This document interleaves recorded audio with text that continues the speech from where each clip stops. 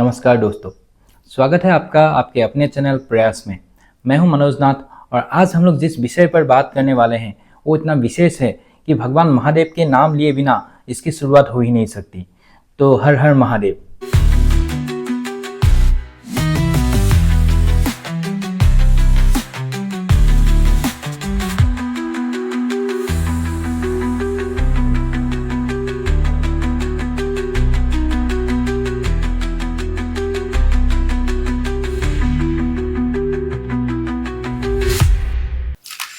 दोस्तों, 26 निर्दोष लोगों की जान लेने वाला पहलगाम अटैक के बारे में तो हम सबको याद है। कैसे धर्म पूछ पूछ कर लोगों को अलग किया गया था और उनके बीवी बच्चों के सामने उन्हें गोली मार दिया गया था और उनके बीवी बच्चे उनके सामने उन आतंकियों के सामने चिल्लाते रह गए। तब एक पिक्चर बड़ी वायरल हुई थी, गो टेल मोदी। और अब वक्त है उस जवाब को जानने की जो मोदी जी ने और भारत की सेनाओं ने उन आतंकियों को दिया। हम लोग बात कर रहे हैं ऑपरेशन महादेव की।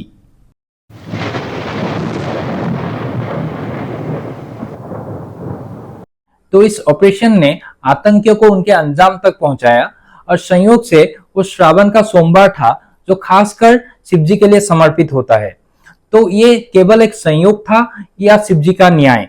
इससे पहले 7 मई को भारत ने ऑपरेशन सिंदूर चलाया था। तो चलिए दोस्तों, अब इस पूरे घटना को क्रोनोलॉजिकली समझते हैं कि कैसे भारत ने पूरी योजना बनाई, किस तरीके से महीनों तक खुफिया नजर रखी गई और किस तरीके से एक एक को ढूंढकर उन्हें खत्म किया गया। आइए समझते हैं। तो ये कोई आम सोमवार नहीं था, ये श्रावण महीने का वो सोमवार था जिसमें पूरा देश महादेव के भक्ति में लीन था। और उसी दिन भारत की सेनाओं ने आतंकियों पर ऐसा प्रहार किया जिसे पूरा देश हमेशा याद रखेगा, ऑपरेशन महादेव के नाम से। इस ऑपरेशन में मारे गए तीनों आतंकवादी वही थे जिन्होंने 22 अप्रैल को 25 टूरिस्ट और एक लोकल पोनी ऑपरेटर की निर्मम हत्या कर दी थी। जब दोपहर के समय लोग प्रकृति के गोद में सुकून ढूंढ रहे थे, तभी ये 3 पाकिस्तानी आतंकवादी सुलेमान उर्फ हासिम मूसा, जिब्रान और अफगान, जो लश्कर ए तैयबा के ए ग्रेड टेररिस्ट थे, उन लोगों ने अंधाधुंध फायरिंग करके 26 लोगों की जान ले ली। उनमें से एक लोकल पोनी ऑपरेटर था जिन्होंने टूरिस्ट को बचाने की कोशिश तो की, पर वो भी शहीद हो गया। यह घटना सिर्फ एक आतंकवादी हमला नहीं, बल्कि ये भारत की आत्मा पर एक चोट थी। यह भारत के लिए एक खुली चुनौती थी। तो भारत ने इसके जवाब में 7 मई 2025 को लॉन्च किया ऑपरेशन सिंदूर, जिसमें भारत की सेनाओं ने पाकिस्तान और पीओके यानी पाकिस्तान ऑक्युपाइड कश्मीर के 100 किलोमीटर अंदर घुसकर वहां पे 9 आतंकी कैंप को तबाह किया। और इसमें जो मास्टरमाइंड वहां से प्लानिंग कर रहे थे वो भी इस हमले में खत्म हो गए। लेकिन हमलावर अभी जिंदा थे और भारत ने उन्हें ढूंढने की कसम खा ली थी। आतंकवादियों के लिए शतरंज जैसा जाल बिछाया गया ताकि वो किसी भी हाल में देश से बाहर ना जा सके। आइए जानते हैं कैसे। 22 अप्रैल के बाद भारतीय एजेंसियों ने ऑपरेशन महादेव को सीक्रेट मोड में शुरू किया और जांच की रेस्पॉन्सिबिलिटी दी गई एनआईए यानी नेशनल इन्वेस्टिगेशन एजेंसी को, जिसकी सक्सेस रेट 96% से अधिक है। इंटेलिजेंस ब्यूरो, 4 पैरा एसएफ, 24 राष्ट्रीय rifles, CRPF and Jammu and Kashmir police, ये पांचों एकजुट होकर एक कोऑर्डिनेटेड मिशन पर जुट गए। आतंकी चाइनीज एनक्रिप्टेड अल्ट्रा सिग्नल को यूज करते थे बात करने के लिए। 2 महीने तक ट्रैकिंग चली, उनके हर सिग्नल, हर मूवमेंट को ट्रैक किया गया और आखिरकार 22 जुलाई को उनका एग्जैक्ट लोकेशन का पता चल गया, लिडवास फॉरेस्ट, दचिंगम नेशनल फॉरेस्ट के पास। अटैक से पहले आतंकवादियों ने परवेज जोथर और बशीर जोथर के घर रात बिताई थी और सुबह वो लोग खाना खाए, सामान पैक किए और निकल दिए। इसमें लेकिन भारतीय सैनिकों की धैर्य एवं सहनशीलता की दाद देनी पड़ेगी, क्योंकि वो लोग चाहते तो रात को ही आतंकवादियों पर हमला करके उन्हें ढेर कर सकते थे, पर कहीं किसी सिविलियंस को नुकसान ना पहुंचे, इसीलिए उन्होंने आतंकवादियों की अगले मूवमेंट्स तक का इंतजार किया। 28 जुलाई 2025 सोमवार का दिन सुबह लगभग 11 बजे से एनकाउंटर शुरू हुआ। भारतीय जवानों ने उन्हें घने जंगलों में चारों तरफ से घेर लिया। कई घंटों के कार्रवाई के बाद उन तीनों आतंकियों को मार गिराया गया और बिना किसी कोलेटरल डैमेज के। उन आतंकवादियों के पास मिले एक M9 कार्बाइन और 2 AK-47 राइफल्स। और बाद में फॉरेंसिक टेस्ट से पता चला कि ये वही हथियार थे जिनसे पहलगाम में हमले किए गए थे। NIA यानी नेशनल इन्वेस्टिगेशन एजेंसी ने इस ऑपरेशन के दौरान 1055 लोगों से 3000 से भी अधिक घंटे तक पूछताछ की। हर एक signal, phone calls, drone trails, सबका व्यापक एनालिसिस किया गया और नतीजा आपके सामने है।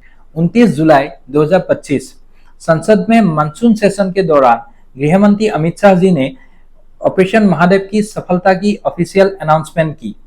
उन्होंने बताया कि आतंकवादियों के पास आर्म्स एंड एम्यूनिशन के अलावा 2 Pakistani voter ID, Pakistani chocolate packets और नक्शे भी मिले। पूरा देश गर्व और आंसुओं से भर उठा।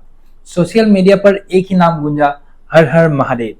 आप भी अपना खुशी जाहिर करते हुए कमेंट में हर हर महादेव लिख सकते हैं। सोशल मीडिया में लोगों ने यहाँ तक लिख दिया कि भारत ने पाकिस्तान का घमंड तोड़ा है, कुत्ता बनाकर छोड़ा है।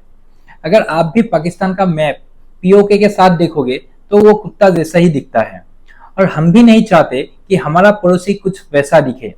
इसीलिए POK वापस लेकर भारत सरकार उन पर यह एहसान जल्द ही करेगी। पहलगाम हमले में शहीद हुए व्यक्तियों के परिवार वालों से जब बातचीत की गई तो हमले में शहीद हुए लेफ्टिनेंट विनय नरवाल जी के पिता श्री राजेश नरवाल जी ने कहा कि मैं हमारी जवानों को उनकी बहादुरी के लिए सलाम करता हूं। जिस तरह इन जवानों ने अपनी जान पर खेलकर इन आतंकवादियों को ढूंढ निकाला, ये कोई आसान काम नहीं था। इसके लिए इन जवानों को सम्मानित किया जाना चाहिए। आतंकवादी हमले के शिकार शुभम द्विवेदी जी के पत्नी श्री ऐश्वर्या द्विवेदी जी ने कहा कि दर्द तो कम नहीं होगा पर थोड़ा शांति जरूर मिलेगा। तो ऑपरेशन महादेव था भारत का निर्णायक उत्तर, ना सिर्फ पहलगाम हमले का बल्कि हर उस साजिश का जो सरहद पार से रची जाती है।